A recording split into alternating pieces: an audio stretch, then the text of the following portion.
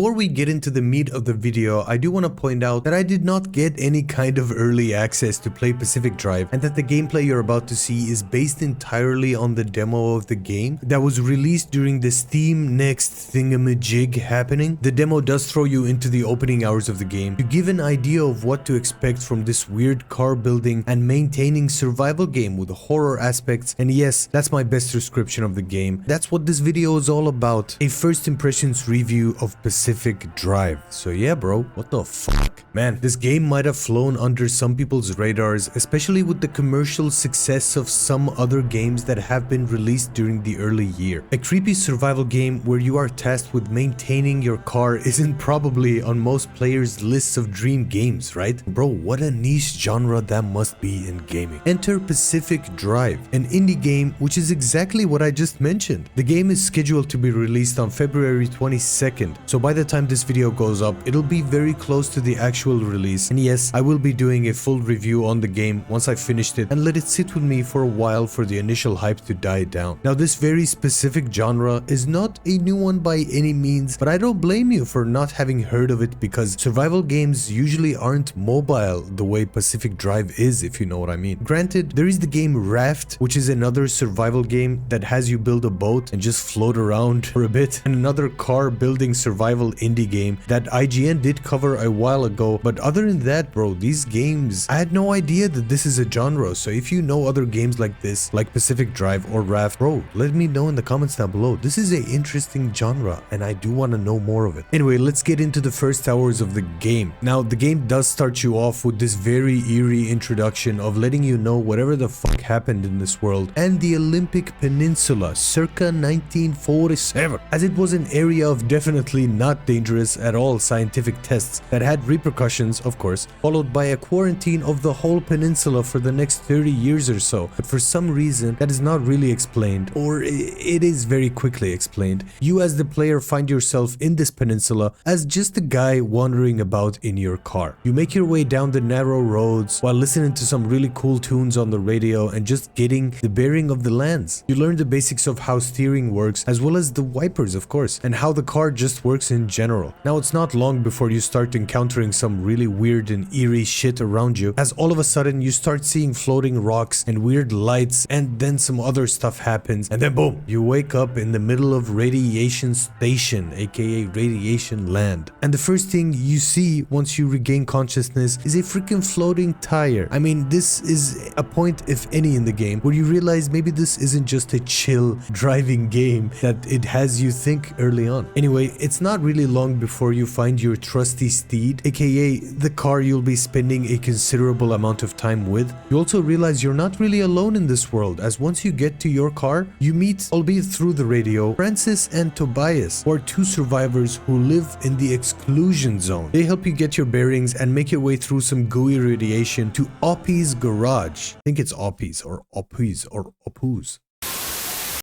We interrupt this program with some breaking news. It seems the awesome person watching this video has yet to subscribe to the channel or like the video. And in an unprecedented turn of events, he is now full on thinking about it. It is indeed free to do and would help me out a absolute ton. I mean, it would help the person of the broadcast a lot. News. It's the news. Damn it. We will update you on more information once we get it. So for now, let us return to the scheduled program.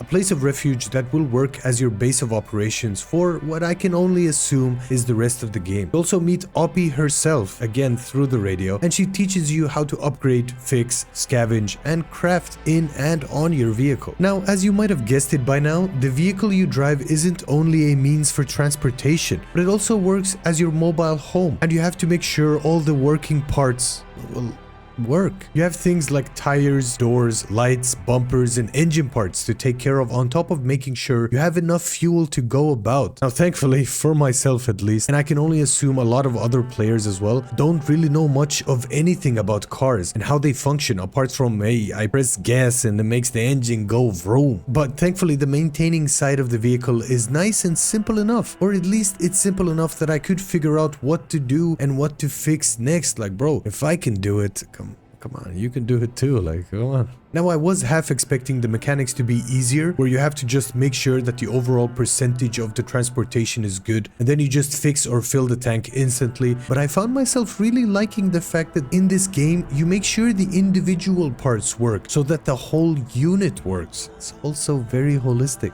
I mean, very early on, I punctured my tire on the front right, and the screen inside my car indicated that there was something wrong there, and knowing myself in real life and in games of course, I just brushed it off like it was a minor hit or something, as the indicator was yellow on the screen and not red, because bro, in games, you already know what's up. Like in games in general, green means okay, yellow or orange means maybe not so okay, red or very bright red means okay, definitely not okay. So I went based on that. But here I found an awesome detail, at least in the sound department. But I don't know if you've ever heard what a flat tire sounds like IRL, but man, that sounded extremely similar to that. And then that got me to go and check the wheel out, to then find out, bro, I have a punctured wheel. Then what's even better is that the flat tire doesn't just mean, okay, I swing my repair tool at it for a while for the meter to go to 100%, but instead I had to either craft a patching kit to patch the tire or just replace the tire completely. It's small details like this that really make it feel like it's really a survival game and not just a driving or story simulator like what you might find in games like Firewatch off the top of my head. What this also did for me, at least on some very weird level that I can't quite explain